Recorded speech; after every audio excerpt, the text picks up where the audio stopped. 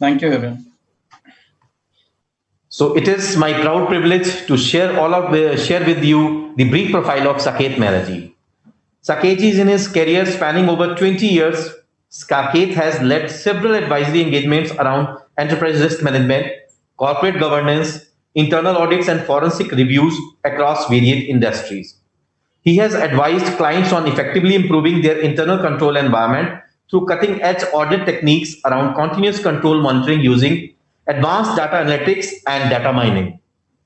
He has also advised clients in India overseas in complying with regulatory requirements around SOX, JSOX, OBIT, ESEC, etc.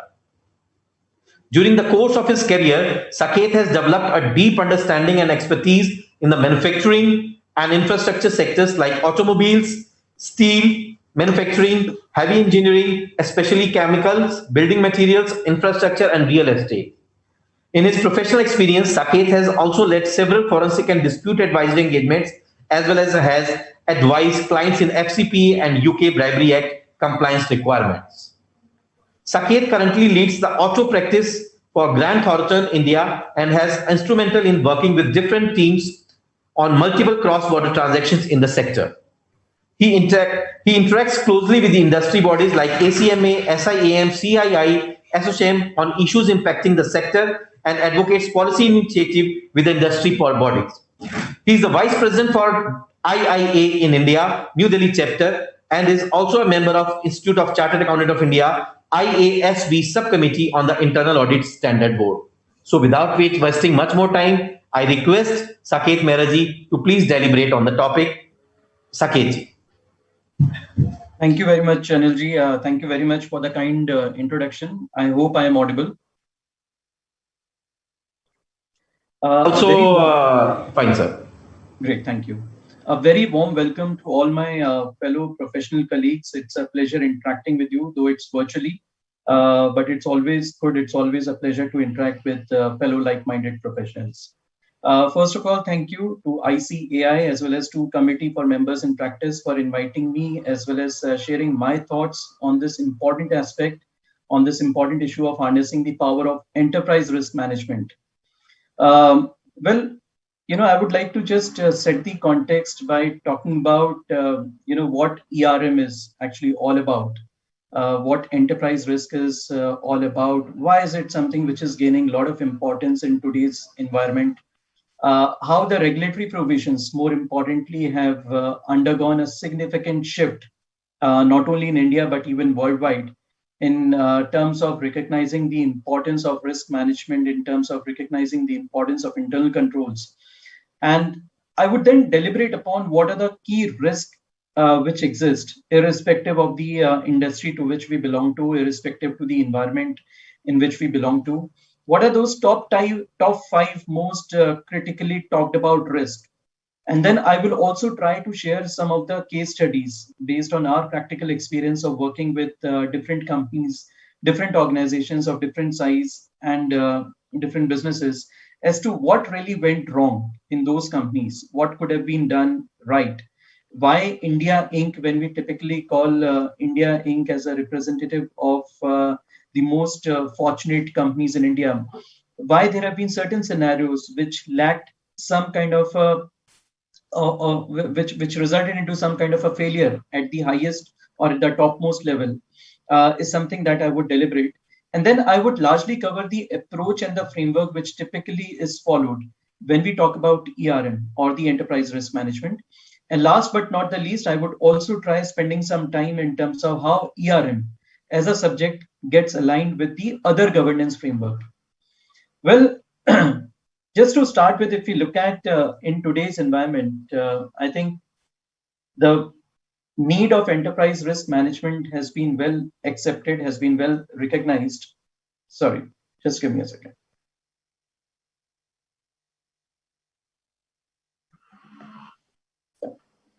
Has been well accepted, has been well recognized, and I think there could not have been a situation which was in front of us like a pandemic, like a COVID-19, which brought enormous amount of risk, which brought enormous amount of challenges for all of us as individuals, as professionals, as corporates, And it impacted us personally, professionally, socially, more importantly, as well as economically.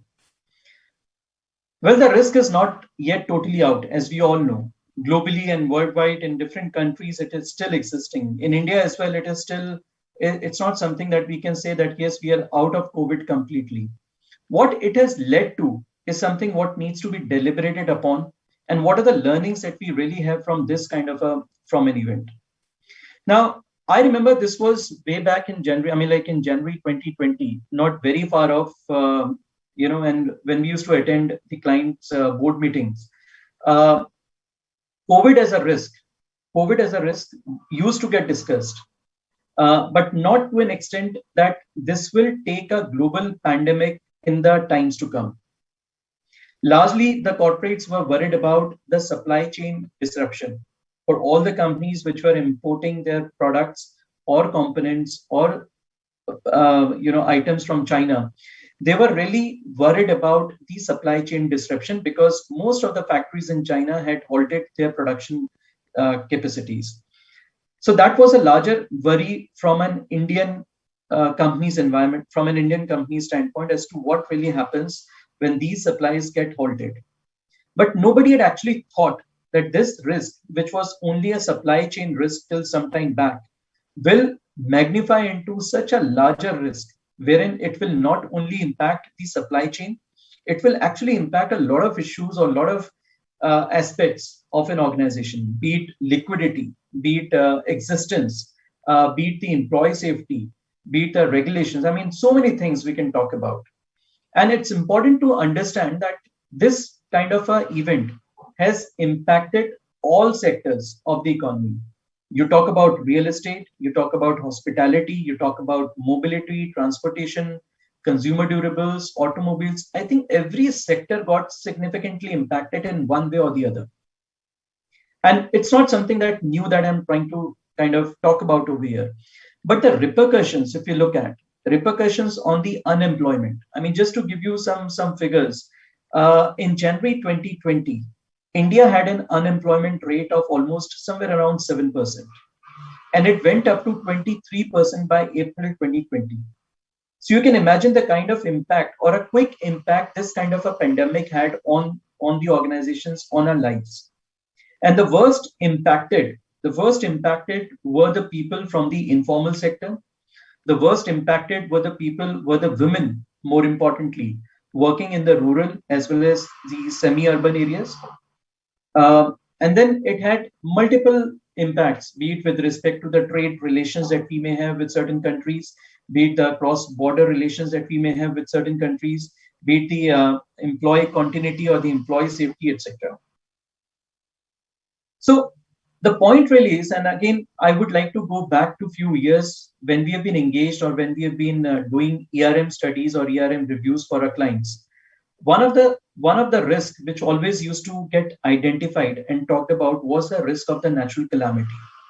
And I can talk based on my experience that if I were to ask, in a pre-COVID environment, if I were to ask 100 people that what is in your belief is a percentage of a natural calamity impacting your organization, almost 90% of the people would say that it will not have a significant impact. But post COVID, the situation has reversed because we all have seen how this kind of a natural calamity or this kind of a pandemic can actually impact on the business operations. So that's a magnitude of the risk which can impact any organization. Now, if I look at, say, 10 years ago or maybe 15 years ago, when it used to be discussed about risk management, the larger focus used to be around the financial risk management, that whether my financials are in place, whether I am having any kind of a liquidity risk, is there anything which is appearing as a challenge in managing my working capital, or is there any challenge with respect to non-compliance to certain regulations?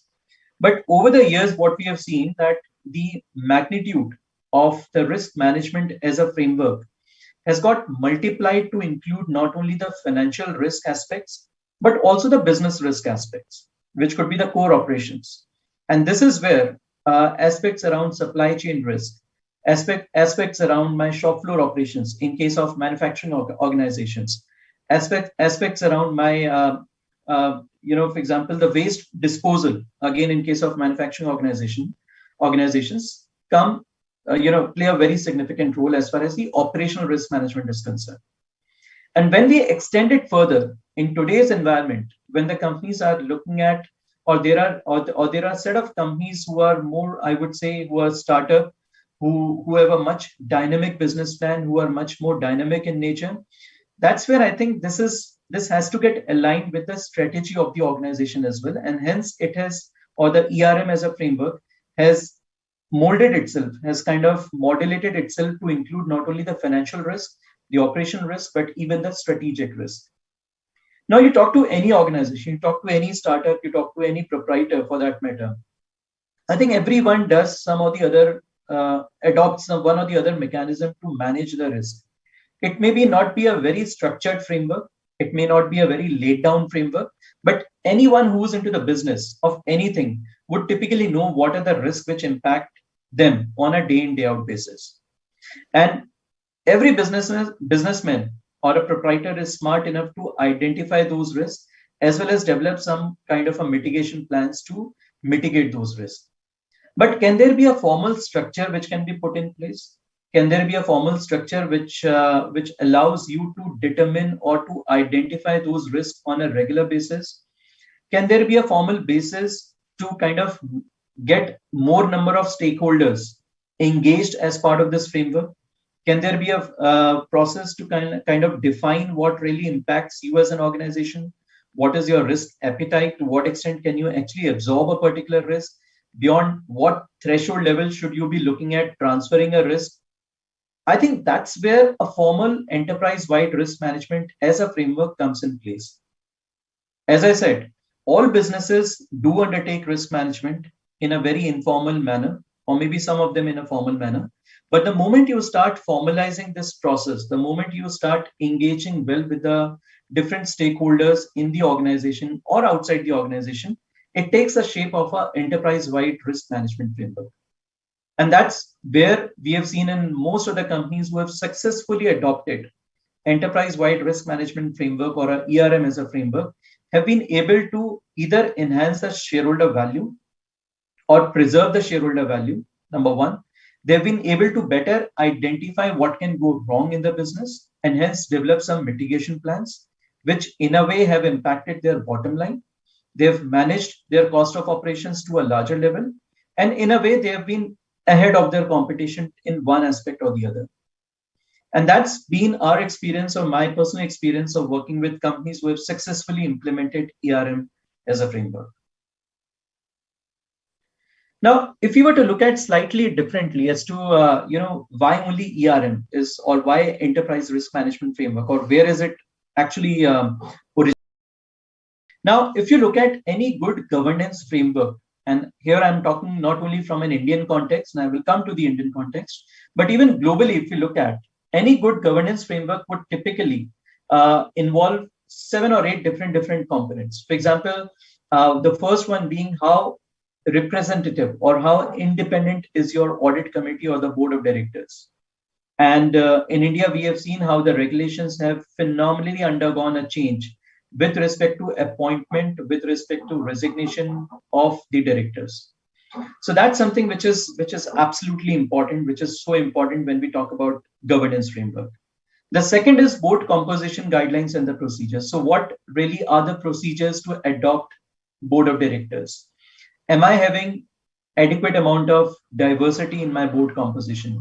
Am I having people with adequate skill sets, not only financial, but even operational skill sets as part of my board? Is something which becomes another part of, or an essential element of, a good corporate governance framework. The other one is the establishment of the risk management framework, which I will allude to in, or which I will explain in further details. Internal financial controls, as most of us would know now, the Companies Act also requires the companies in India beyond a particular threshold to have internal financial controls as a framework put in place, or internal controls over financial reporting as a framework to be put in place. Similarly, there are guidelines, there are SEBI guidelines, LODR guidelines on establishment of a framework for prevention of insider trading, or how do you prevent any kind of unsensitive price information being leaked in the organization or outside the organization? What parameters have been put in place for related party transactions? What nature of compliance framework is currently put in place? So I think if you look at this entire wheel that is currently there in front of us, all these components are something which become an integral part of a good corporate governance framework. And ERM happens to be one of the very fundamental, very important framework. Somehow, for one or the other reasons, ERM did not get that kind of an recognition, I would say, or an appreciation as to what this framework really means and what benefits it can bring onto the table. And that's been largely because there are intangible benefits attached to designing or developing a ERM as a framework, and not really a tangible benefit. So you may not be, one cannot, or it's difficult to demonstrate that whether my profit margins or my PAT or my EBITDA has gone up only because I implemented a ERM framework. The answer is no. It's very difficult to demonstrate that. But there are many intangible benefits which one can demonstrate by having an effective risk management framework in place. Now, let's look at the regulatory requirements behind some of these frameworks as to, if I take you back 10 years ago, maybe 15 years ago, over the years, how the regulations have undergone a change as far as corporate governance is concerned in India. There have been multiple committees, there have been multiple recommendations, there have been certain aspects which were recommendatory in nature, which eventually became mandatory. There are also guidelines which are being released by the regulators, like by SEBI, etc., which not only strengthen the aspects with respect to good governance, it also brings the people, the key managerial people, or the people managing the affairs of an organization, to be completely updated with respect to these requirements, because it has a direct impact on the perception value that an organization carries to the external world. For example, and I won't spend much of a time on this slide because this is something which is known to all of us. When it comes to regulatory requirements with respect to, let's say, the internal audit, or say certain responsibilities of the board of directors or the audit committee, a lot of changes were brought in Companies Act 2013 and the associated rules, whereby the board of directors in their director responsibility statement have to specifically lay down the internal financial controls, as well as the controls. They have to comment upon whether the controls were adequate enough and were operating effectively during the period. Similarly, the board of directors also need to include the details of the internal financial controls with respect to the financial statements in the board's report. The audit committee is also required to comment upon the internal financial controls as well as the risk management systems. They are also required to comment upon the auditors on the internal control systems, or get the auditors' comments about the internal control systems. So likewise, there were many changes which were brought in, which actually made the responsibility of the board of directors, of the independent directors, truly stringent in terms of making sure that, yes, there are adequate procedures within the organization to identify the risk and the corresponding controls. Recently, in the month of May 2021, also the SEBI revised, or the SEBI has published the SEBI LODR requirement, which requires the companies beyond a particular threshold to have a risk management committee in place. Now, if you look at the Companies Act, talks about the board of directors or the audit committee commenting upon the risk management framework. But laying down a risk management committee, establishing the terms of reference of a risk management committee, having a formal risk management policy in place, having a risk management framework in place, and a formal reporting or a disclosure, which is very, very important, is something which has been brought in by the SEBI regulation. And if we look at in India, if we talk about the listed companies, many listed companies, in our experience, we have seen that, yes, they have been having one or the other framework around enterprise risk management. But do they necessarily have a risk management committee? The answer would have been no. Do they really had something like a terms of reference stating the powers, the mandate, the roles and responsibilities of the risk management committee or the risk management or the risk champions, more importantly? The answer was no. We have seen companies having a framework in place, but not necessarily a policy supporting the framework. We have also seen certain companies wherein the risk management as a framework was existing, but was a very weak framework because they were not mandatorily required to have a framework in place. So it's like some basic document which had been put in place. But I think now with a lot of vigilance, with lot of awareness, with a lot of regulations coming right from the top, from the regulators, from the Companies Act, from MCA, there is a need and there is a absolutely need to put all these structures in place in true spirit. And there are few companies that we have seen who have been following these principles, who have been following these practices in all true spirit over the last few years. Similarly, on Companies Act also now mandates a certain set of companies to have internal audit as a function. And again, I won't go much in detail because these are all facts completely from the Act. And there are certain criteria, be it with respect to the paid up capital, be it with respect to the turnover, the outstanding loans or the borrowings or the deposits which the company may have, which require you to either have an internal audit function, either internally or externally. So if you look at the slide where I was talking about the different components of an effective governance framework, what we have seen over the years is that the regulations have become much more stringent in terms of making sure that each of the different component is now supported by one or the other regulation. I'll now elaborate more about how the risk landscape or typically what essentially gets discussed at the board level when it comes to managing the risk effectively. We have picked up few risks which got identified in one of the surveys which have been done by Gartner, which is a very large reputed ITS organization worldwide, as to what are the most talked about risk globally. And in India also, if you look at, I'm sure we'll be able to correlate to most of them as to how these risks impact us on a day in, day out basis. For example, if you were to talk about cybersecurity, and there are few surveys which have been done over the last 1.5 years since the time pandemic had set in, whereby the responses given by different CFOs, CEOs, head of internal audit, chief risk officers, etc., would highlight cybersecurity as the biggest risk during these times. And it is also supported by a lot of facts and figures as to why cybersecurity has emerged as the biggest risk. The number of incidents which got reported, be it with respect to any kind of a ransomware attack, be it with respect to any kind of a data breach which might have happened, or be it with respect to any kind of a vulnerability that may exist in the organization, went significantly up, at least in few industries over the last 1.5 years. For example, healthcare industry.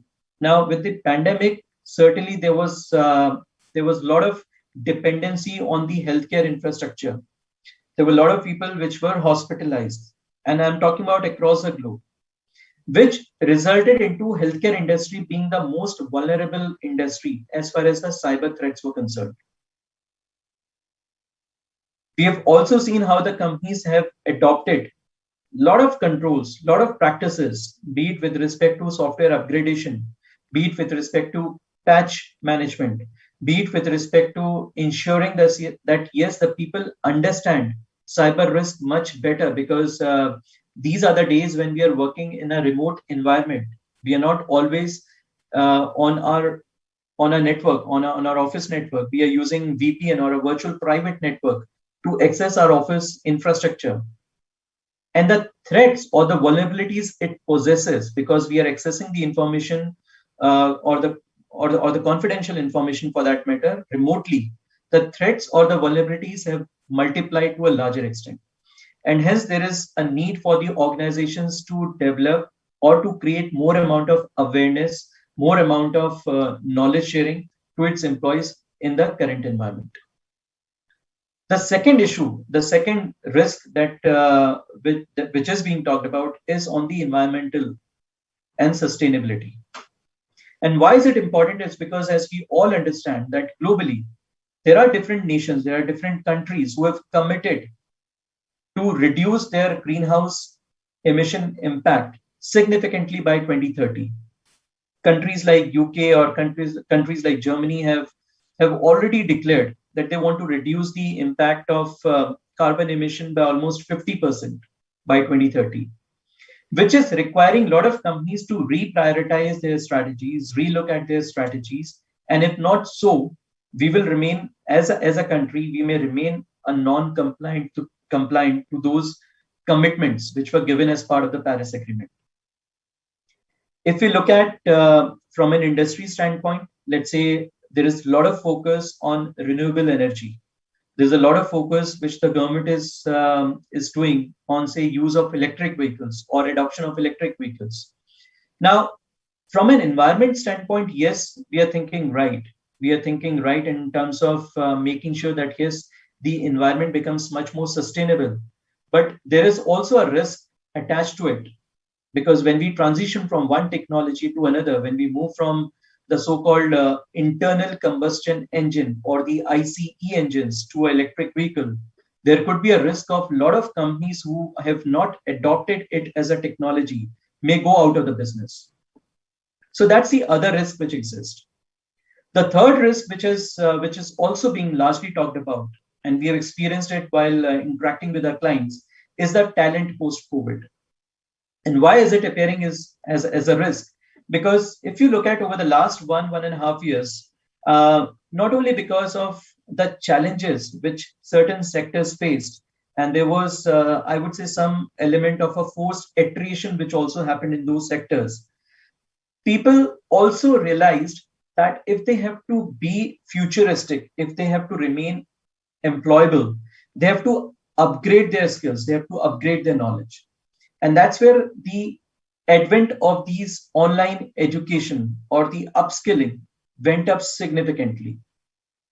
What it means is that there is a lot of talent which is now available. And when the economy is now showing green signals in terms of the economy coming back, there is always a risk of retaining those good talent within the organization. The other risk, which is largely being talked about, is on the supply chain disruption. And you talk about any industry which has either been exporting or importing, I'm sure you would relate to it, how supply chain has acted as a significant risk over the last few months. Be it on account of the container shortage at the ports, be it on account of the increased freight charges. If we talk about, let's say, electronic industry, be it on account of the shortages of the semiconductors or the chip shortages, which are largely used in computers, laptops, even vehicles for that matter.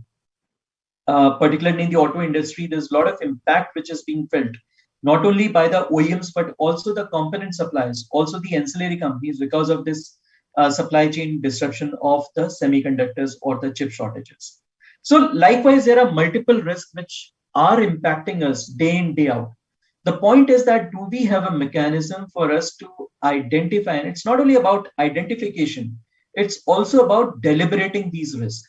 Is there a forum which exists within your organization wherein these emerging challenges, both internally as well as globally, get discussed at a particular forum in a formal, structured manner, and then there is a devised plan which gets aligned towards these identified risks? That's the question we all need to answer amongst ourselves. Now, if you look at typically how does it go about, the optimal way to really identify and explain risk, I would say, is to really understand, first of all, what is the objective with which the organization is running. And every organization will have an objective of sustainability, will have an objective of making adequate profits, returning back to the shareholders. But somewhere or the other, we need to align those objectives with this entire activity of risk management, because unless we do that, it would be a very fragmented exercise. Because typically, if you look at the different risk categories, The risk may reside from a compliance standpoint, which is, for example, I may not be complying with the laws of the land. I may have manufacturing operations in 7 different states in India, but do I understand the compliance requirements in all the 7 states? The answer could be yes, the answer could be no. What really happens if there is a non-compliance in a particular state? Does it impact me directly because my reputation get impacted? The answer could be yes. So what controls am I actually putting in place to manage those compliance risks? When it comes to operational risk, again, it becomes important for me to understand who are my customers to whom I'm supplying, who are my vendors, from whom I'm buying my material. Are those vendors really running the risk of non-existence in the short to medium term? And in that be the case, is there a process for me to identify additional vendors or alternative vendors? If I look at more from a financial risk standpoint, which all of us would be able to relate much better, are there adequate procedures for me to forecast my cash flow projections much better? Am I in a position to really or to undertake my business planning in a much more accurate manner by considering all the internal and the external factors into consideration? Am I using some smart techniques to do this kind of a forecasting? Am I building up adequate amount of scenarios in my business planning? And then last but not the least is the strategic or the business risk. So what really happens if one of my joint venture entities may not exist tomorrow or decide to exit the JV agreement? Yes, there would be terms and conditions agreed between the two JV parties, but there's always a risk of business discontinuity in case one of the JV partner decides to move out of the business.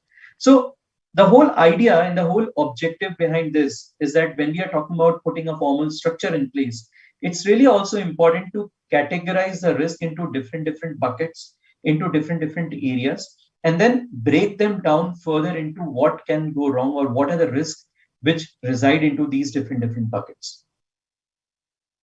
Now, let's take a very simple example. Let's say there is a listed company which is in the manufacturing of auto ancillaries. Let's say they are manufacturing batteries or and the related components. Now, what if you are part of that organization as a CFO or the chief risk officer or any KMP in the organization? What if you were not to realize that there is a 90% of the revenue for a particular component that you're manufacturing and supplying to your customer, which comes from one client, and that client is using this component for a one particular model. And over the last few quarters, if you were to do some analysis, you would realize that the sales volume of PQR, which is your customer in this case, towards that particular model has grown significantly, wherein your supplies to that particular customer of yours has not grown so proportionately. Now, there is a risk over here because when your client's business is growing, but your business to that particular client is not growing, there is a hidden risk attached to it. And it could be on account of multiple reasons. Maybe the client is not happy with our products, with the supplies. There are some issues which need to be addressed. There could be a pricing challenge. There are alternative vendors or who are offering better products at better pricing. There could be multiple reasons. Similarly, what if the other scenario, what if due to increased vigilance for cleaner fuels or adoption of electric vehicles, your company only decides to continue in the ICE components, or they are not investing into R&D, or they are not investing into new or the emerging technologies? That's the other risk that you are living with. So the point really is that all these risks, all the business scenarios reside within us, within our organization. There are external factors which impact our working, which impact our business operations. But the idea is that internally, what is a mechanism which exists for us to think through beyond our day-to-day operations of recording the revenue, getting the collections, making the financial statements? As CFOs, as finance professionals, as chief risk officers, as head of internal audits, it is expected out of us that we understand the business much better. We understand our company's customers much better. We understand our customers, our company's vendors much better for us to identify the relevant risks which impact us. So typically, what really happened in the scenario that we saw, that we were not able to discover, identify, and explore the growth opportunities. We were relying on a single customer, or we were relying on we did not see to it that there could be also alternative source of revenues which could be generated, and we were not aware of any kind of a market or a competition risk. So that's something which, as an illustrative example, I thought to share that typically we have seen some organizations, I'm not saying many organizations, some organizations who keep on working the way they have been working in past, who remain immune towards how the business environment is changing externally, who remain completely unaffected by how the technology is moving. And that's the class of companies who face an existence risk to a very, very large extent. Similarly, if you were to talk about another risk, for example, cyber, which has been rated as one of the most prominent risks in different surveys which have been undertaken globally as well as in India. Now, historically, the focus was always in terms of identification of a cyber risk, protecting the assets, protecting the softwares, protecting the intellectual property which exists, as well as detecting. Now the focus has actually become more important towards responsiveness, or the response that we need to have when an event occurs, and recover as quickly as possible. So that's a shift that we have seen as far as risk management is concerned, more towards managing the cyber risk.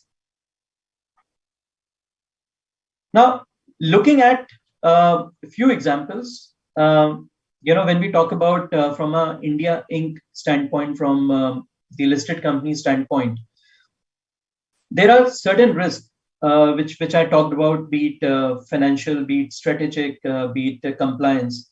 There is always a disclosure risk which exists with all of us. And I'm sure you would all be aware of how many companies got impacted by the disclosure risk.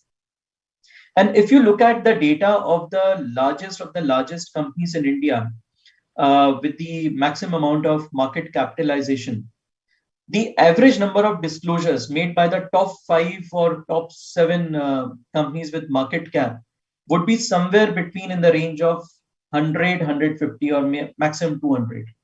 That's the number of annual disclosures which get made by the top 5 or top 7 listed companies in India, top in terms of the market capitalization. And if you look at the LODR requirements, which provides that the board of directors shall meet the expectations of the operational transparency to stakeholders, while at the same time maintaining the confidentiality of the information in order to foster a culture of good decision making. So to an extent, it says that yes, there is a responsibility which has been laid down on the board of directors, and I would say equally onto the key managerial people as well, because the omission of or non-disclosure of a significant information can actually adverse or can actually impact the company to a larger extent. And there have been examples in past. There was an example wherein I think, let me just talk about this one example. Yeah.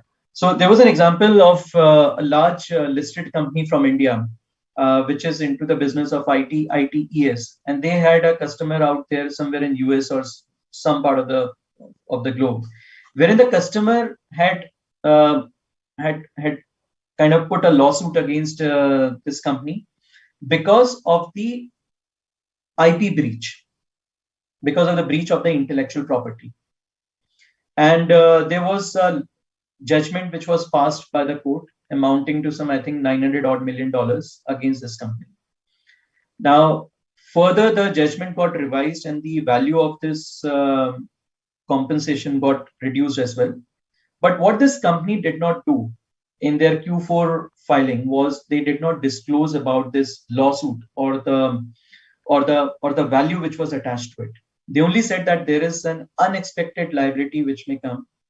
And post the declaration of the results, when they declared their results, they actually termed it as a contingent liability.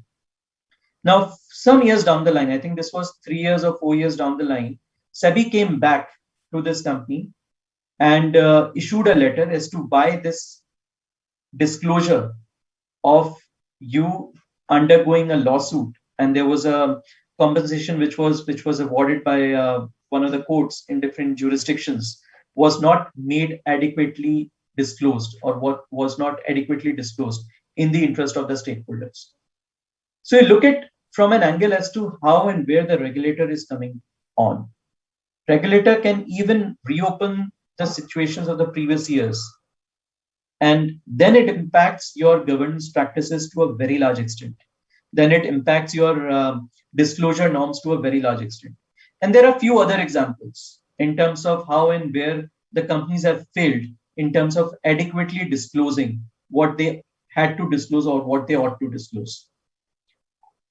There have been examples of how MCA had also been highlighting a few anomalies or few misreporting by certain listed companies, whether it's related to an agreement which may exist with certain customers, or with the land records which the company may be in possession of, or the amount of work which the company claimed but was not able to produce adequate amount of documentation. So I think there are multiple examples. I won't go into those details, but largely if you look at this is, I think, a last year data, or maybe FY19 data, which talked about that what are the major reasons for the companies to be falling into the disclosure risk, wherein whether it was on account of non-complying with the rules of the board, including the appointment of women director. So there were some 72 such complaints in FY19. There were also complaints related to shareholder complaints, which were not addressed in a stipulated amount of time. There were non-compliances with constitution of the audit committee, which also emerged as one of the reasons. Non-submission of corporate governance reports. So you can imagine that this is also a risk. Non-disclosure is an equal risk which impact you, which impact your organization, which impacts the reputation of the organization to which you belong to. But is there a process for us to make sure that yes, there are adequate amount of disclosures which go out in the public wherever required, in compliance with the LODR requirements? So that's one example of this. So what I'm trying to say is that there are multiple risks. Cyber is one, disclosure is one that we have seen. And similarly, there could be other ones, supply chain, operational, financial risk. So we need to really put them into different buckets. We need to put them into different aspects and really look at what are we doing to disclose these different risks. Well, in the interest of time, I'll just move on to the section wherein I want to talk about the approach and the framework of enterprise risk management. Now, before I do so, let me just talk about that globally there is something like a COSO framework. COSO stands for Committee of Sponsoring Organization, which I would say is there are 5 accounting bodies globally who come and release standards, guidelines on internal controls. And there is a framework which has been put in place for the ERM, for the Enterprise Risk Management Framework as well. So wherever you or your organization decides to implement ERM framework, please make sure that yes, you adhere to the COSO ERM framework, because that's the most globally accepted, acknowledged framework for documentation of the ERM, or the Enterprise Risk Management Framework. And typically, if you look at the framework, how this framework looks like, there has to be at the top of the framework, you need to have a ERM policy, which needs to clearly define as to what the risk typically means to an organization. What is essentially the risk appetite the organization is willing to take? I mean, is it something that if there is a non-compliance worth, say, 1,000 rupees, is it something material enough? We have seen some companies saying that, yes, it is material enough to be reported. And we have seen certain companies who have taken a much, I would say a different stand, wherein they would say not, if it's just 1,000 rupees doesn't impact us, so it should not be brought into the board. But there are companies who are more particular, who are more concerned about their reputation, and they believe, and the board believes that yes, even a single rupee non-compliance should be brought to the board. So all those aspects need to very clearly come out in the ERM policy. Then more importantly, there has to be a steering committee as to who are the people who would be driving the ERM as a framework. So create a core team of people from the management who would be steering this committee.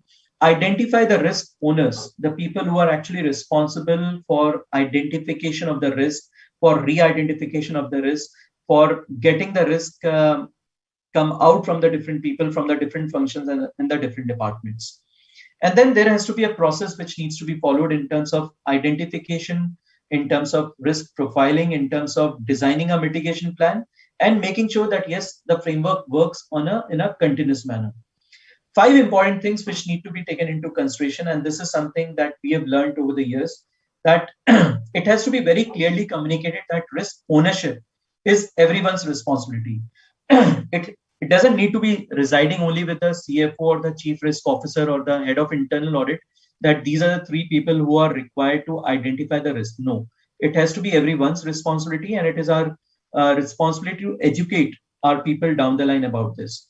Second, the tone at the top is more important. Unless the senior most management understand the importance and the relevance of risk management, you will not, in all possibility, not have the right framework put in place. The structure, the framework that we are talking about has to be very participative and collaborative. If you believe that exercise can be successfully done by only interacting with 5 or 6 people in a 1,000 people organization, the answer is no, it is not effective. It won't work in the long run.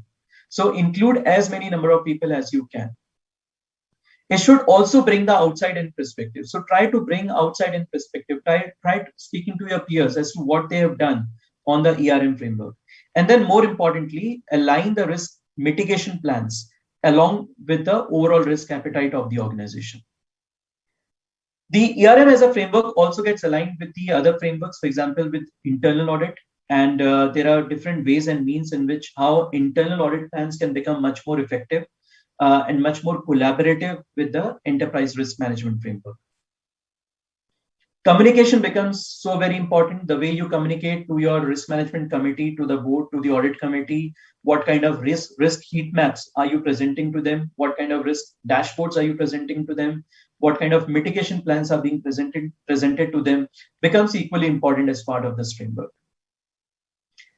And last but not the least, if you look at the key considerations in harnessing the benefits, and this is something again based on my experience, number one, there has to be a framework which has to be put in spirit and not truly as a tick in the box. It has to be supported by the policies and the charter. There has to be a stakeholder involvement across the stages. There has to be a risk champion defined for each of those functions or the locations. Risk identification has to be an iterative process. What is currently a risk today may not remain as a risk tomorrow. There would be new risks which would be coming in. So we need to keep on reprioritizing our risk. We'll have to develop the mitigation plans along in line with the risk appetite, as we said. More importantly, number 7, which is in terms of how do we inform the board and the audit committee. And then last but not the least, we should take it as a much dynamic process. So that's where I would like to conclude on my session on the enterprise risk management. And I would like to take if there are any questions from the viewers. Thank you so much, sir. Can you hear me, sir? Yes, I can. Sir, there is very simple question. Everyone is asking detailed definition and detailed meaning of enterprise risk management. Sure. So I would say, as I said at the start of my conversation, at the start of my session, that every business does some kind of a risk management on their own. Even a smallest shopkeeper would have assessed that what are the risks which impact him on a day-to-day basis. The difference is that do we put a formal structure? Is there a process whereby we put a formal structure for us to identify the risk, for us to prioritize the risk, for us to mitigate the risk, and for us to inform or report those risks back to the board? That to me is the definition of the enterprise risk management as a framework. A formal structure to understand, identify, prioritize, mitigate, and report the risk in any organization. Thank you, sir. And one member is asking how to address negative risk in a broad sense. Well, to me, the risk is always a negative. Yes. Though it comes with its own set of opportunities. For example, the pandemic I would say it's a risk event. COVID-19, what we saw, or a pandemic, is a risk event, but it has also brought a lot of opportunities. See the way the world has become closer to each other. See the way technology is now much being widely adopted and accepted. I can talk about my example. Maybe before the pandemic, we had all these tools like Zoom or Microsoft Teams, etc. Maybe I was not using it. I was not. I was aware of these tools, but I was not using Exactly. it. But somehow, because of this pandemic, we all started using it. So there's an opportunity for us to learn new things. So every risk comes with a threat, and it comes with. We'll have to see what the opportunities are residing within those risks as well. Right, sir. Exactly, sir. So one member is asking, is it mandatory for the companies under Companies Act 2003? Now it is 13 that about the ERM. It is mandatory for under Companies Act. So not under Companies Act, because under the Companies Act, under the director's responsibility statement, the directors have to talk about the risk management as a framework. But if you look at the for the listed companies, the LODR requirements, wherein they have enhanced the limit of the companies with market capitalization exceeding 1,000 crores. Those are a set of companies which now mandatorily need to have a risk management framework in place, supported by the risk management committee, the terms and conditions, the terms of reference of the risk management committee, as well as the other responsibilities which have been put in place. Ji, sir. So another question is reduction of risk will also shave off returns to some extent. How do you arrive at the optimum balance?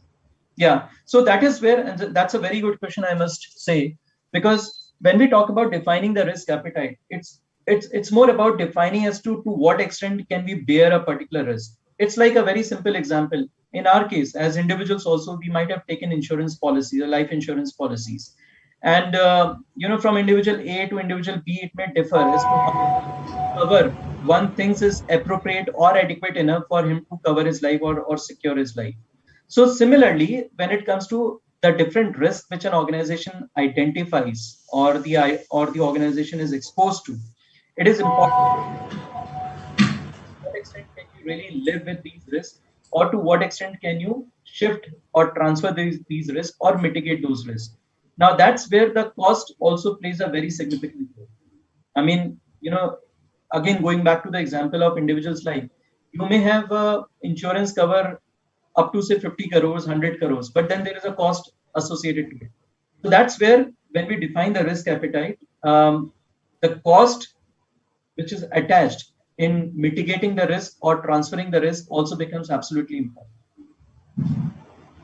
Yes, sir. Sir, is there any software that specializes in ERM? Well, there are many softwares, and there are two aspects which I would like to talk about. Again, a very good question. One is there are softwares which would manage this entire framework for you. When I say framework, the framework around risk identification or risk prioritization, risk management, risk mitigation, etc. So, these are more like workflow solutions, I would say, in simple terms, which would act as a repository of all the risks which an organization may face. There are advanced So where? uh, Yes, sir. enable you to do some kind of predictive analytics. Let's say, what is the interest rate going to be after 2 quarters based on certain micro and the microeconomic factors. So those are the advanced tools which help you to do the risk management more effectively, I would say. So to answer the question simply, yes, there are tools and technologies available. Yes, yes. Whether there are ERM frameworks other than the prescribed by COSO? So there are certain frameworks, not, I would say, very widely used. For example, ISO also has some of the other quality management systems, not particularly towards a risk, but COSO is the most widely framework which is being used. One last question is, sir, whether subsidiary of a listed company also need to adopt ERM policy? See, when it comes to enterprise risk management, you would have heard me saying enterprise-wide risk management also, which means that the entire organization, the entire group needs to be covered. Because it's again like when you take the insurance for yourself, it's or for your assets that you may have. You may choose to ignore certain assets, but you can't choose to ignore all the assets put together. Yes, sir. It gets extended to even the other companies. In true spirit. Thank you, sir. Sir, on behalf of CMP of ICI, I extend my heartiest thanks for sparing your valuable time and enlightening all of us on this enterprise risk management. We gained a lot through your deliberation. Wonderful deliberation, sir. Thank you so much, sir. Thank you. Very much. Thank you so much, sir. Everyone, see you. Thank you, sir. So we are having with us another guest speaker, CA Shri Ashish Kilaji. Ashish ji, welcome to you. On behalf of Committee for Members in Practice of Institute of Chartered Accountant, I extend my heartiest welcome to you, sir. Sir, can you make it a co-host here on this laptop, on this one? Yeah, you are co-host only, sir. From you can share your screen. You can share your screen. Got it. So, sir is going to take the topic on investment planning, and which is very relevant in these days. So, it is my proud privilege to share the brief profile of Ashish Kilaji. Ashish ji has worked with leading investment banks with Goldman Sachs and Morgan Stanley in their equity research division, and now is the director at Perfect Group, a diversified conglomerate which operates a leading NBFC, Perfect Finance, in Delhi NCR. Ashish also looks after the strategic functions at the group and manages the family office fund that is Perfect Research. Ashish ji has over the years conducted many seminars on value investing, leadership, productivity, and startups in prominent institutions like IIM, Calcutta, Indore, ISB, Hyderabad, Mohali, MD Gurgaon, SRCC, IBS Gurgaon, SSCBS, Delhi School of Economics, and so on. And the list is so on. And he has also deliberated on various forums on MOI Global, CFA Society India, Mumbai, Pune, Chennai, Calcutta, Hyderabad, Indore, institution firms like PNB, Mutual Fund, SBI Mutual Fund, Bank of India, AXA Mutual Fund, Ambit House, and societies like Global Chamber of Professionals Sector. Ashish ji and his family undertake social initiatives of Perfect Group via the group's NGO Perfect Foundation, which manages a number of projects for social upliftment, notably 2 projects being managed under the aegis of Bhav Devras Seva Nyas, feeding 2,000 people every day free of cost and managing the 300-bed patient attendant facility at AIIMS Trauma Center. It's great, sir. So it's since list is still long to introduce Ashish ji. So without wasting much more time, I request Ashish ji to please enlighten all of us on investment planning. And once again, I welcome you, sir. Ashish ji, over to you. Thank you so much, sir. Can you see my screen? Yes, sir. It is fine, sir. Your PPT is also visible, sir. Got it.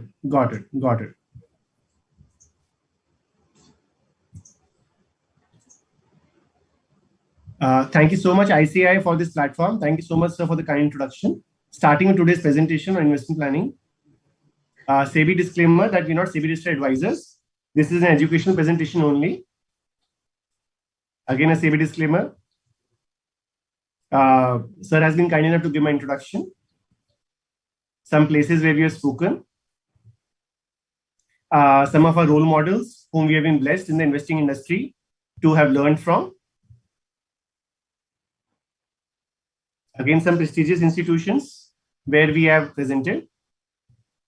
A lot of our material is available on the video of YouTube and our blog also for others to go back and refer.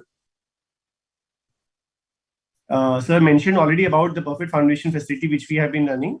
Along with Bhav Devras, we have fed more than 30 lakh people over the last 4 years. And this 300-bed facility also is running for close to 3 years now, benefiting hundreds of patients at subsidized rates. Some clippings from the charity activities. Another project along with Marwari Women South Delhi has been running for more than 2 decades for CA students and MBA students for higher studies, subsidized cost at a no profit basis. Hundreds of CAs have passed from this facility. Acknowledgements to my chairman Perfect Group, my father, Mr. Ari Kila, who is the guiding light for the group and motivates us all. and the entire family and Perfect Research team, without which it would have been possible for today's presentation. So coming to today's presentation's roadmap, why is investing essential? And then we move on to various asset classes, and then coming to equity investing. So Charlie Munger clearly mentions that getting rich is very easy. Just spend less than what you earn. So typically, Warren Buffett and Charlie Munger are both known to give out very folksy wisdom and say things in very simple terms.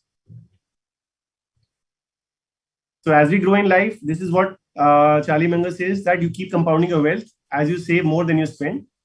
This is a very good website, Safal Niveshak, run by my friend Vishal Khandelwal only.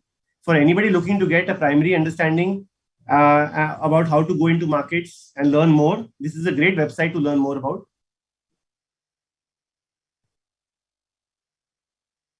So today's format will not be able to have interactive quizzes.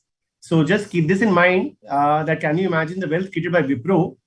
And I'll give you a moment to think about it, that how much would be the present worth of 10,000 rupees invested in 1980. Would request all of you to keep thinking and participating. I'll be sharing the answers myself only, but at least write down a number in front of you, maybe on a screen or maybe on a piece of paper, that how much would it be worth. I'll just share the answer with you. So this was a live case study covered by Economic Times.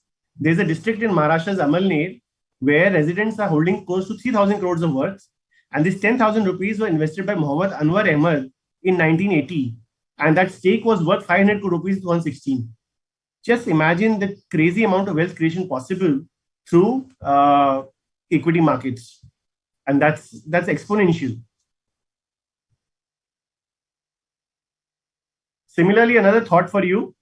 This is again a case study that 1626, the Dutch had bought Manhattan Island from native Indians for $24. Now, who do you think got a better deal?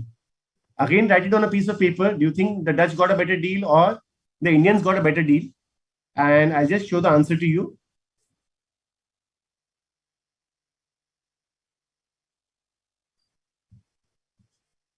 So Monish Pabrai, legendary investor, explains this case and shows how the power of compounding works.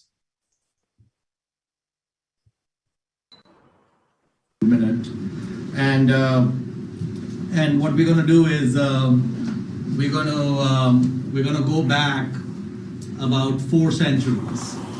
I'm sorry, this is a history lesson, but we're going to go back about four centuries to 1626. Okay, so in the year 1626. The Dutch in North America were trying to buy the island of Manhattan. So New York City sits on an island. That island is called Manhattan, about probably 50-60 square kilometers of land. And the Dutch wanted to buy that land. And that land is on where all the, epicenter of Western capitalism and so on sits today. And the native Indians who owned that land said, okay, let's make a deal. There were no bankers. And the deal was done in 1626 for $24. So Peter Minuit was the guy representing the Dutch. He gave the Indians $24, and the title of that property, which is now Manhattan, passed to the Dutch. Now, when people normally hear this story, they say, oh, the Indians, they got taken. Look at Manhattan, it's so valuable, and just $24. But let's say that the Indians had a chief investment officer. And let's say they told their chief investment officer, listen, for the benefit of the tribe, for the next several generations, please invest this money. We don't have high expectations. Please get us 7% a year. We're happy if you could give us 7%. Most of the people in this room would easily do more than 7%. So if the investment officer had delivered 7% a year, so there is something known as the rule of 72. Most of you are probably familiar with the rule of 72. But I'm saying the rule of 72 for the benefit of Elsie. Okay? JC, the rule of 72 is very important. more important than what your teachers at school tell you. Pay attention. All right. So the rule of 72 is a simple way for us to calculate how long it takes money to double. So if I have a 7% rate of return, I can do 72 divided by 7, approximately it's 10. So it takes 10 years for the money to double. So if in 1626 I have $24, it means in 1636 I have $48, 1646 I have $96, and so on, right? Now, if I take 10 periods of 10 years each, that is 10 doubles. And 2 to the power of 10 is 1024. 2 to the power of 10 is one of my favorite numbers. I love that number. So 1024, let's throw away the 24 because it makes the math hard.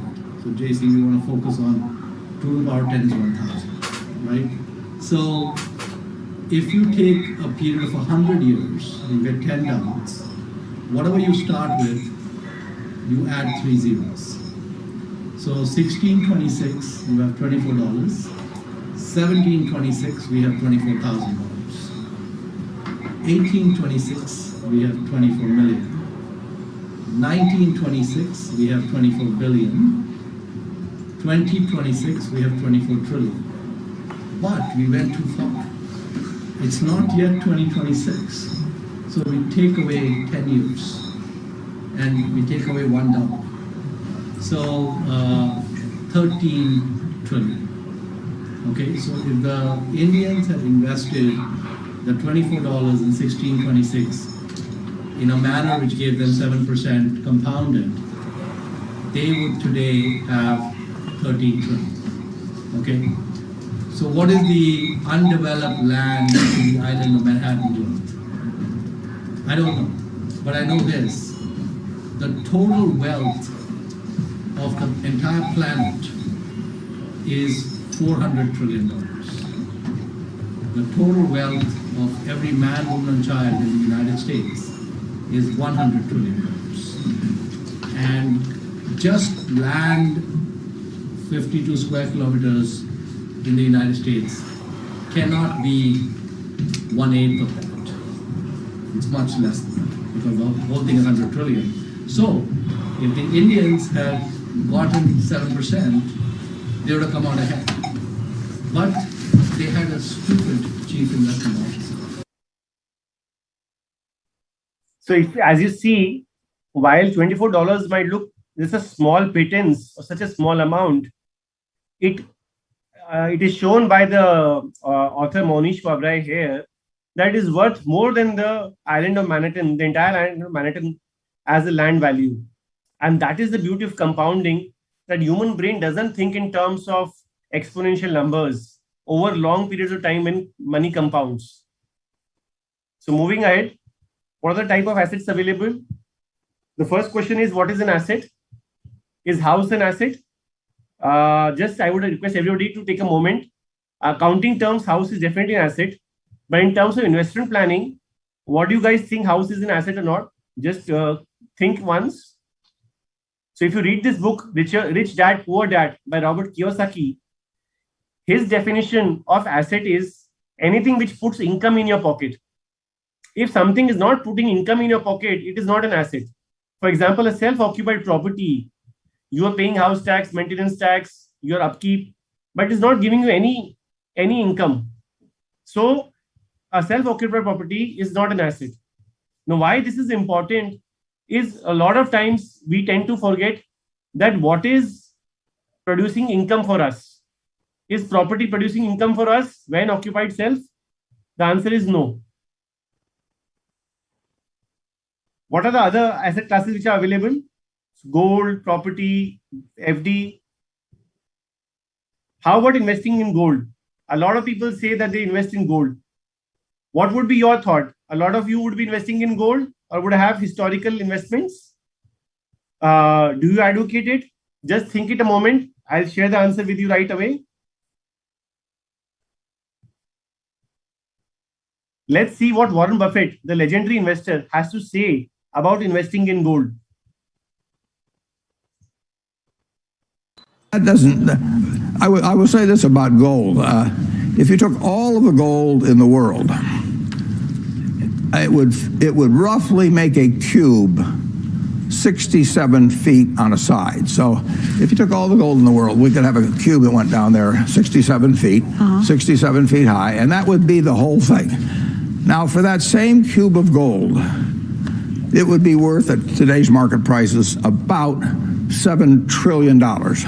That's probably about a third of the value of all the stocks in the United States. So you could have a choice of owning a third of all the stocks in the United States, or you could have a choice of owning that little block of gold, which can't do anything but kind of shine there and make you feel like Midas or Croesus or something of the sort.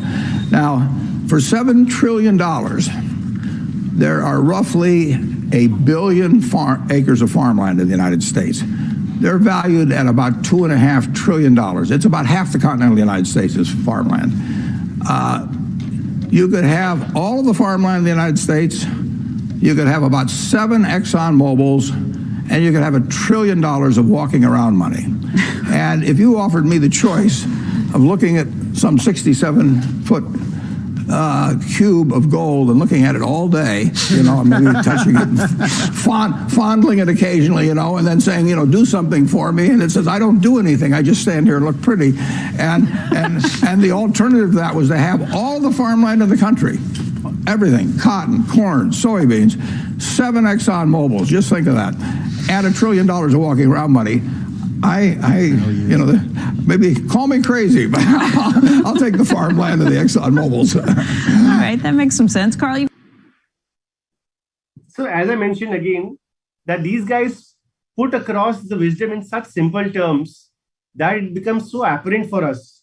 Just to recap, he mentions that all the gold in the world would be like a football field. And versus that, you could buy all the farmland, get 7 Exxon Mobils, and $1 trillion of walking around money. Just imagine. And that big cube of metal doesn't give you any return.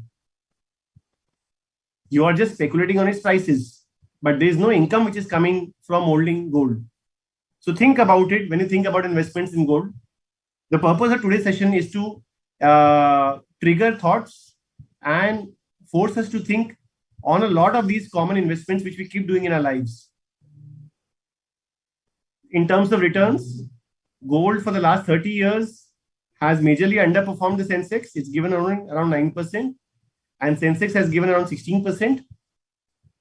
And as we all know how compounding, even 7% matters a lot. We saw that example of Mohnish Pabrai. So this is a crazy amount of difference.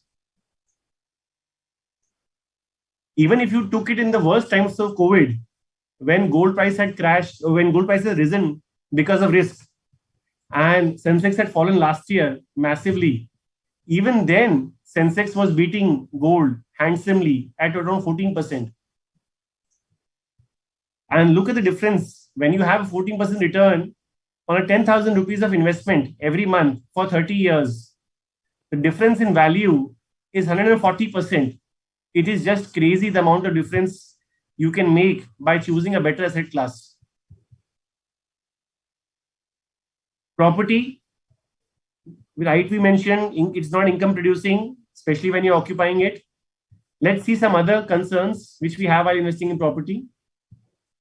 A jump in absolute amount. A lot of people you come across in our family saying, I bought the property for 5 lakhs, 10 lakhs, now it's worth crores. See how much return has come. So while the absolute amount looks very high, just look at the IRR. For the above example, 10 lakh rupees going to 2 crores is an IRR of around 10% only. It's just the absolute numbers looking higher. Similarly, what is the current rental income which you get? Even if you buy it for investment, a residential property will give you 2 to 3%. Not very attractive. You can get much more money by putting the money in FD only.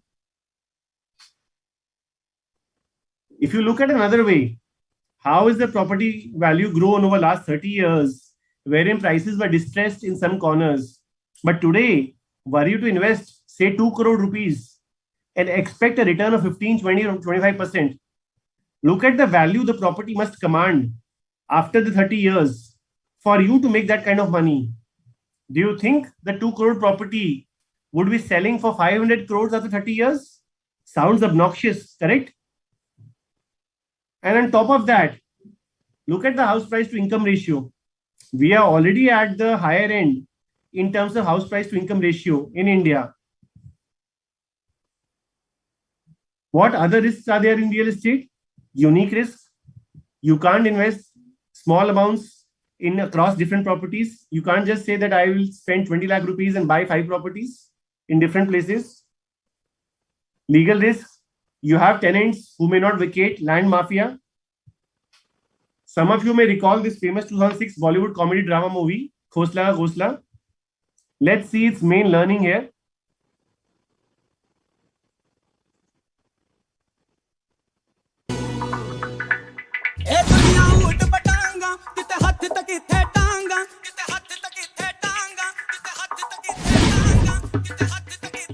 यहाँ पेशाब करना मना है। कमाल है जी, यहाँ पेशाब थोड़ी करने आए हैं। ये भी जब लेडीज के सामने तुम्हारे हाथ पैर टूटेंगे, बात तभी समझ में आएगी। प्लॉट पे कब्जा हो गया, कब्जा। क्या नाम बताया? पुराना ना। पानी पूछने के 50,000 लेगा, ब्लडी चोर। खुराना है Khurana.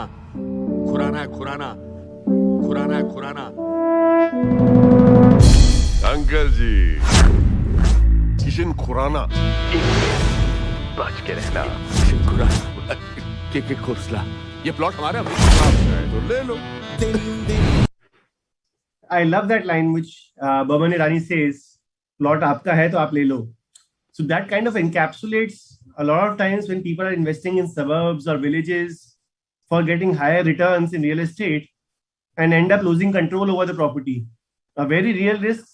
A lot of my friends have suffered encroachments, and this movie kind of revolves around this. Brought a smile to my face. Hope you also enjoyed. Minimum ticket size we mentioned every day. You can't invest small amounts. Illiquidity risk. You'll see countless examples of people invested in Unitech Horizon or Supertech Noida, where they're not even recovering half or 1/3 of the money. Recently, the building itself was razed down. Investors losing a ton of money here. Also, what is happening in terms of work from home? A lot of the city metros, wherein earlier the population was migrating in, some of them are now deciding to stay back because you can work from home, and New Jersey can become like New York. So, as in you're working from your suburb or you're connected tier 2, tier 3 city, and you can get the same opportunities in terms of jobs. That's the kind of trend. So if that migration stops a little bit also, the value of growth in metro cities would be dampened. Fixed income, I think investing about fixed income is very clear that fixed income gives you low post-tax returns, low returns adjusting for inflation. Your real purchasing power in today's terms is not being met. SBI is offering how much? 5-6% in FD interest rates. Now, this is a live case study example. One of my wealth manager friends had forwarded me 11% state government guaranteed bond. Quarterly interest payment. Sounds very juicy. Would you guys invest in such kind of fixed income instruments? Just write it down. Yes, no, maybe in your paper sheet or think about it. Let's see what is the benefit or challenges here. While one may think that these are state government guaranteed bonds, defaults of state government are quite too common, which a common man may not know. And there are many articles on ET and other places which have covered, wherein they have mentioned names like Gujarat State Finance Corporation or Bihar State Finance Corporation, Electricity Corporation.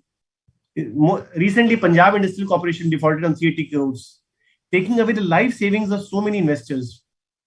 So friends, one common advice which I give to all my friends is, do not chase higher returns in fixed income. Fixed income is for safety, liquidity. Do not try to earn higher returns by chasing higher returns in fixed income. You are bound to lose your shirt when this happens. Another case which comes to mind is Franklin debt fund case, wherein Franklin clearly mentioned that they will not be able to return money for almost 5 years and maybe with a haircut. Now just imagine if the country's premier mutual fund is unable to return your money, which is in debt funds. What could happen? Again, what is the lure? In debt funds, you're trying to earn little higher interest rates by investing in corporate paper. So basically, you're taking the credit risk of the corporate And even if one corporate or two corporates default, that money is gone. Investors must also be aware of cases like ILFS and DHFL. A lot of debt funds had invested in their schemes, and a lot of them had massive haircuts for investors.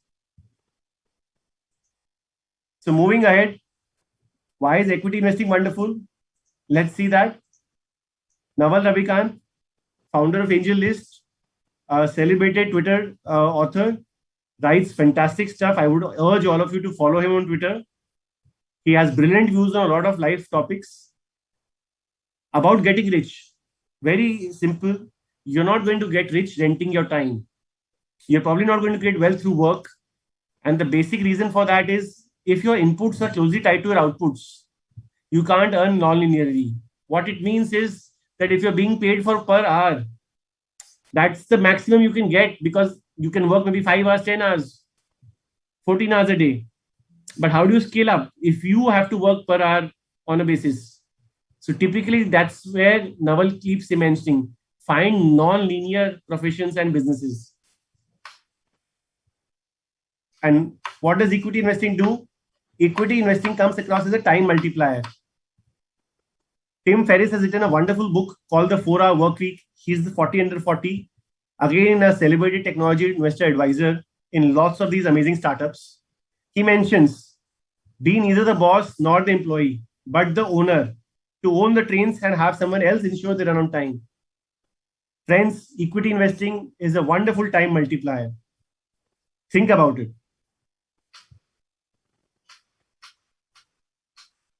Some of these entrepreneurs, one basic reason why they get rich is they have hundreds and thousands of people, lakhs of people working for them. So basically, Mukesh Ambani is not working 14 hours a day, but he's working maybe suppose 1 lakh hours a day using all his staff and energy. That's the amount of wealth creation possible when you can multiply time. A lot of us are into businesses or professional practice also.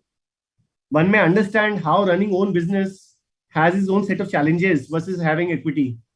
Emotional attachment is very high. Sometimes the business may be going through a turmoil, but still one is not able to detach from it. Diversification is not easy. It's very difficult to have management bandwidth to run multiple businesses. Today, I want to open a bank. I may not get regulatory permission for it. My children may not be interested in running the business forward. So succession planning is a big issue. Similarly, scalability, risk of disruption, very high in own businesses. So own businesses, while looks very interesting, but has a whole set of challenges which one has versus owning equities. So does that mean should we invest all our money in stocks?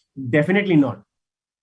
Equities are extremely volatile in the short run. Last year itself was the proof where indices fell around 40%, stocks fell around 70 to 80%.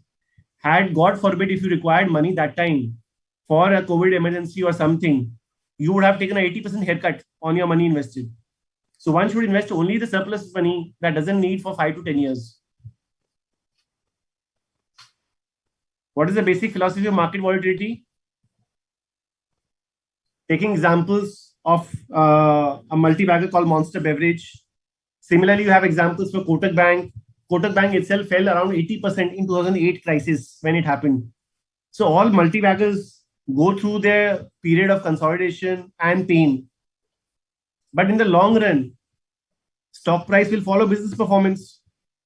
Do you do this, that in crisis, do you sell a part of the balcony of your house to maintain expenses? Or do you sell part of the basement? Or do you close part of the business? But while holding equities, we keep thinking, let me sell 20%, let me sell 10%. We need to start thinking as owners of the business. Loss occurs when you sell the stock. Friends, keep this in mind. Loss occurs when you sell a stock.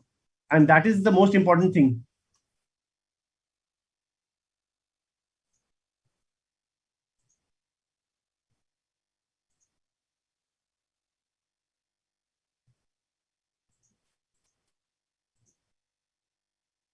When can direct investing be done? What are the requirements required?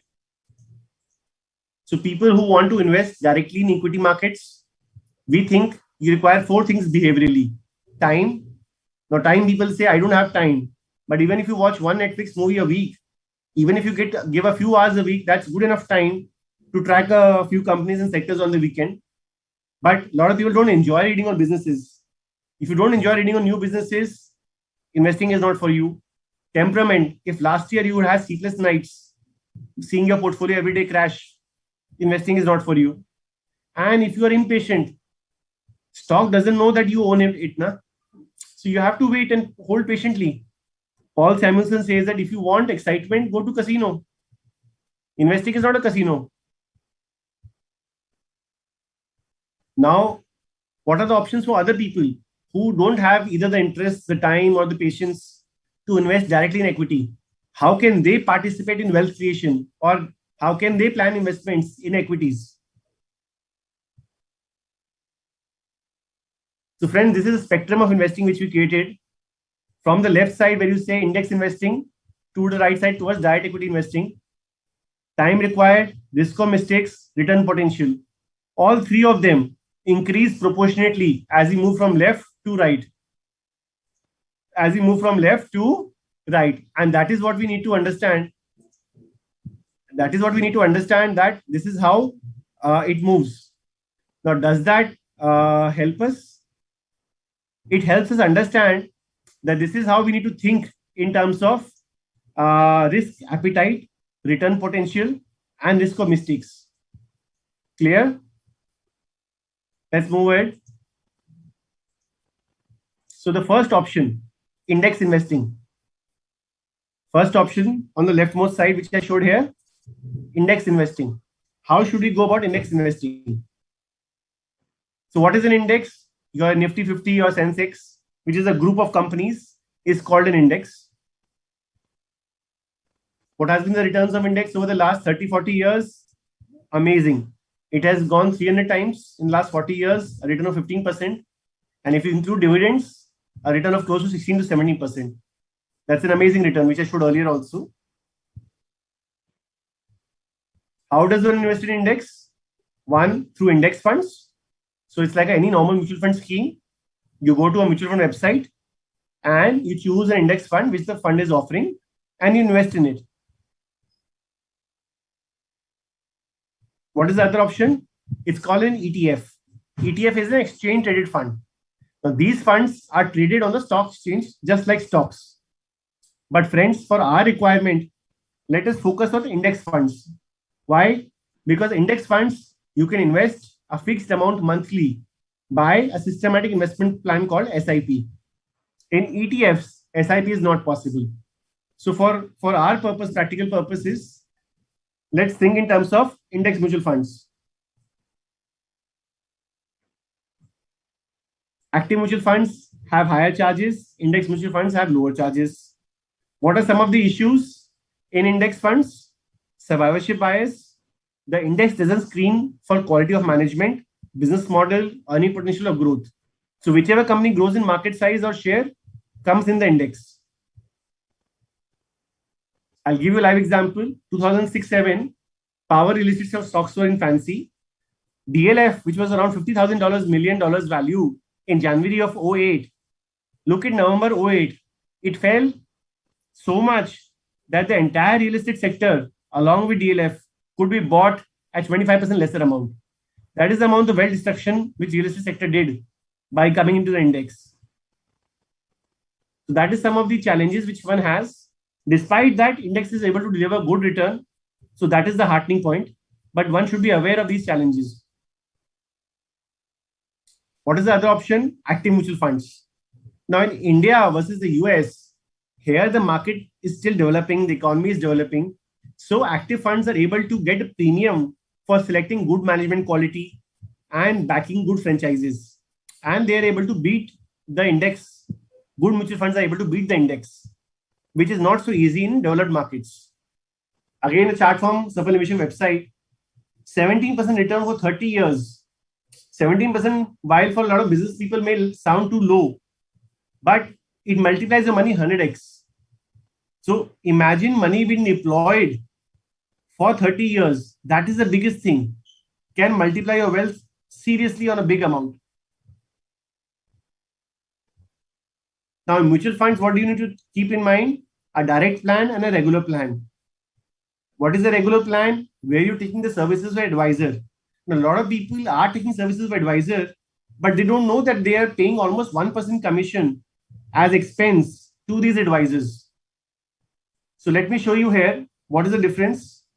That on a systematic investment plan of 10,000 rupees every month, 1% difference over a period of 30 years results in a cumulative difference of almost 26% in your end result.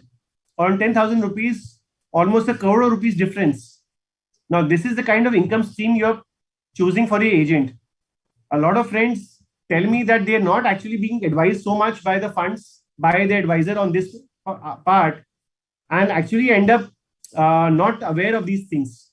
So we need to take a conscious decision that are we getting the required services or can we manage on our own also? This is the kind of expense which we are paying to the advisor. And how we can find out? In our statement, the mutual fund will clearly show that is it a direct plan mutual fund or is it a regular plan? In the statement which you get, it will mention direct plan or regular plan. Growth versus dividend. For long-term compounding, for our circle, friends, we have to choose growth plan because we want money to be reinvested. Dividend plan, because we are investing not here for fixed income, we are investing here for higher returns. SIP, I mentioned this term already several times. This is the way to create wealth. Invest every month small amount. Just look at this example. 10,000 rupees SIP every month, 15% return, 30 years, a princely sum of 7 crore rupees. Friends, amazing wealth creation. This is what is happening.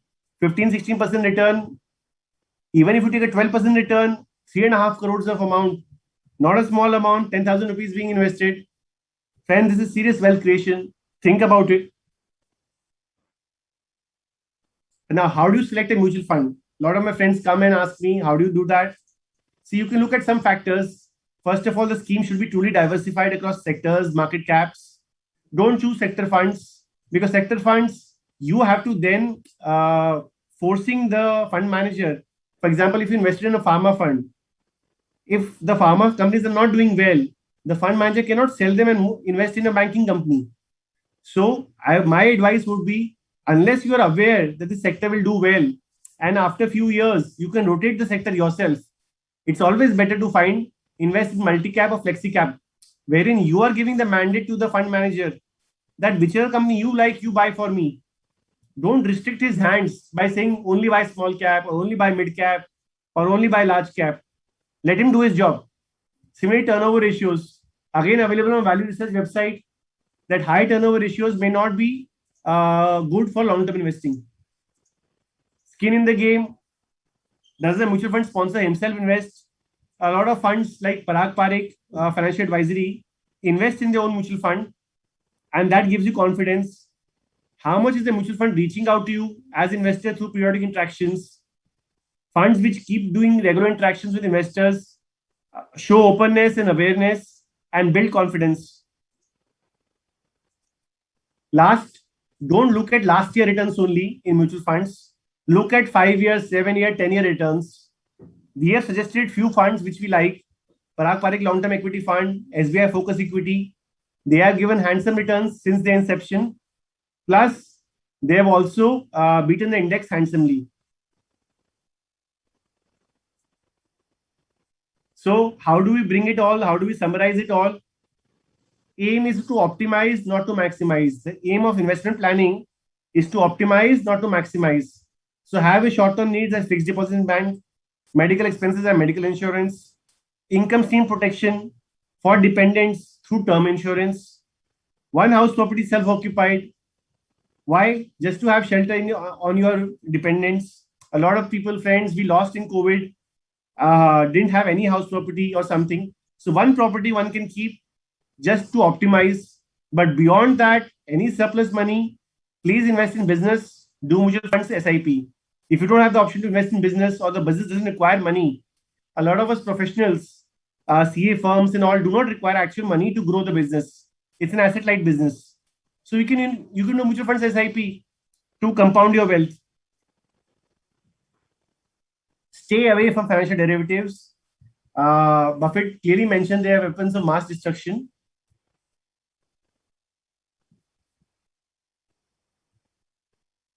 There was this scene in the movie Badrinath Ki Dulhaniya wherein the heroine asks the hero that, do you know the compounding equation?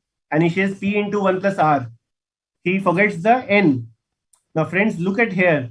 Where is the exponential power? Is it R or is it N? We keep focusing on increasing the R. I meet friends that I am looking for higher rate of return. I have given the money to a builder. He's giving 26% return. Often the money doesn't even come back. Friends, try to look at opportunities where you can deploy money for longer periods of time. Try to maximize the N. So instead of maximizing the R, maximize the N. That is the way to make long-term wealth creation. Because when you're trying to maximize the R, you might end up taking more wrong decisions and end up losing your capital itself. Again, an example of snowball effect, that you compound with small amounts and becomes a big snowball. Einstein also mentions compound interest is the eighth wonder of the world. He who understands earns it. To end the session today, just a small thought process for you, a thought experiment for you. Think about for a moment, if hypothetically you could fold a piece of paper like this, a small piece of paper, you could fold 50 times. What would be the length of a paper if it is folded 50 times? Hypothetically, assuming it is possible, just put down a number, maybe 100 meters, 10 meters, whatever you think could be the length of the paper. Just put down the number. I'm telling you, you will be astounded by the result. So what is the answer to this? Let's watch a small video for this, how it explains it.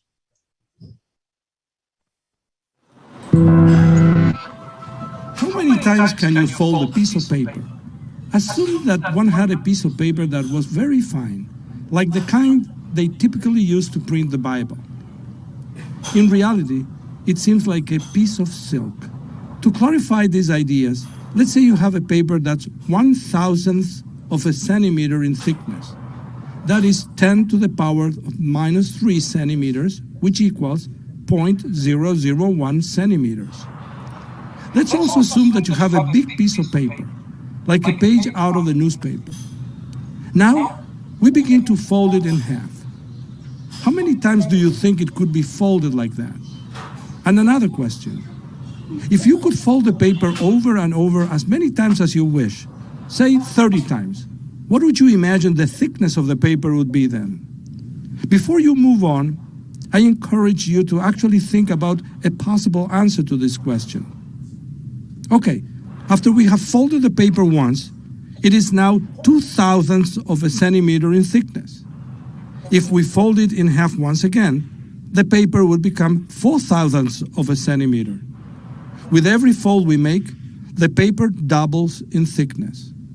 And if we continue to fold it again and again, always in half, we would confront the following situation after 10 folds.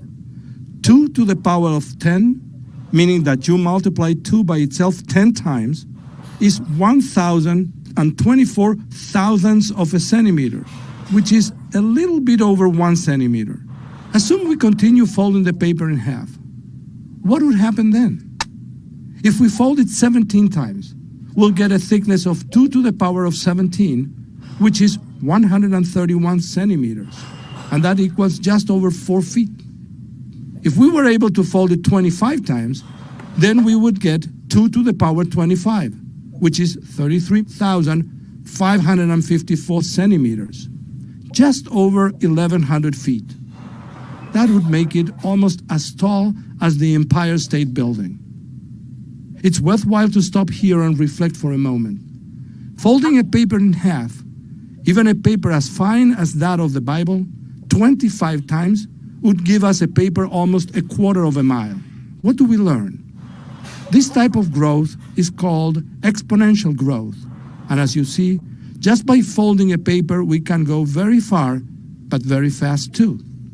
Summarizing, if you fold a paper 25 times, the thickness is almost 1/4 of a mile. 30 times, The thickness reaches 6.5 miles, which is about the average height that planes fly, 40 times. The thickness is nearly 7,000 miles, or the average GPS satellite's orbit, 48 times. The thickness is way over 1 million miles. Now, if you think that the distance between the Earth and the Moon is less than 250,000 miles, then, starting with a piece of Bible paper and folding it 45 times, we get to the Moon. And if we double it one more time, we get back to Earth.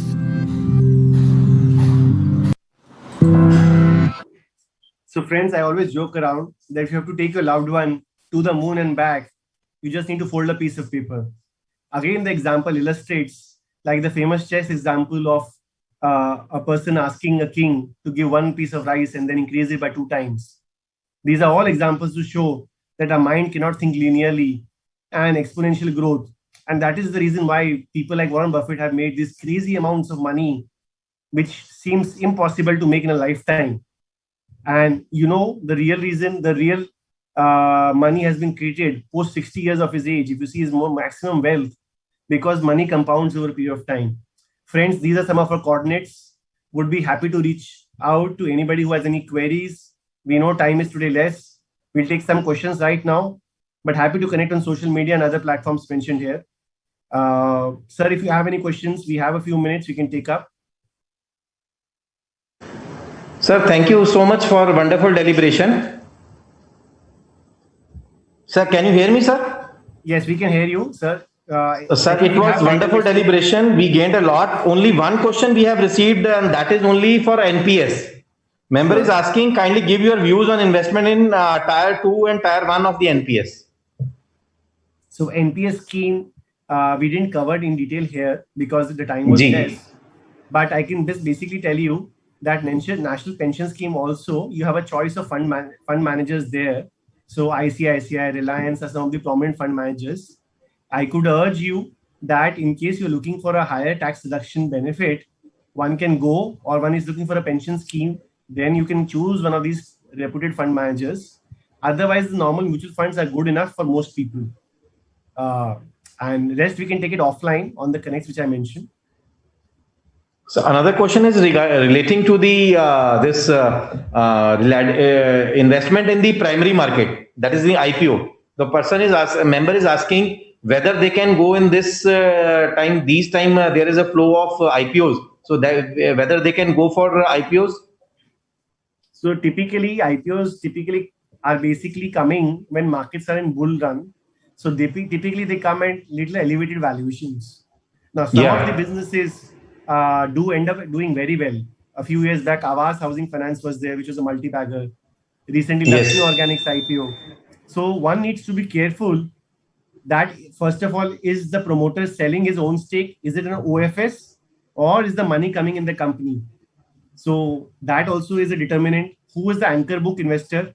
Are the anchor book very celebrated and reputed investors?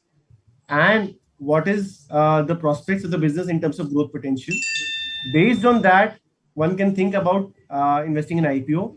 Otherwise, a lot of times, companies in similar sector are available at cheaper valuations. Rather than running at fancy valuations for IPO, look at those. Yes, sir. Sir, there is another question. Am I audible, sir? Yes, sir. Loud and clear. So there is another question. One member is asking about where we go for SIP, for mutual fund, or for the share market. That is the primary market or secondary market. Sir, mutual funds definitely, because there is a fund manager who is managing money on your behalf. When you do in primary market, IPO or otherwise SIP, you may not choose the right scripts. So it is like any profession, like any medical profession. We don't go on the internet and self-medicate. Similarly, this requires some amount of dedication in working. So we need to consult, or we need to invest with a mutual fund or consult a financial advisor for this. Okay, sir. One question is there relating to the capital gain. Would it be possible to answer on this capital gain, sir?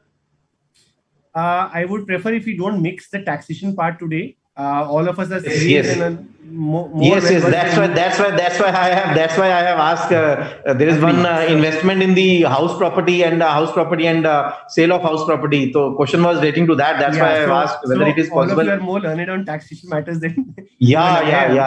That's why I asked this. So, sir, these were 3-4 questions which were raised by our members.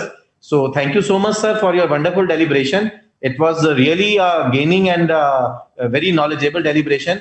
On behalf of Committee for Members in Practice of Institute of Chartered Accountant, I once again thank you so much, sir, for sparing your valuable time and enlightening all our members on various ways of investment planning and actual investment planning. Thank you so much, sir. Thank you, sir. It was a pleasure, sir. Thank you so much, sir. Thank you.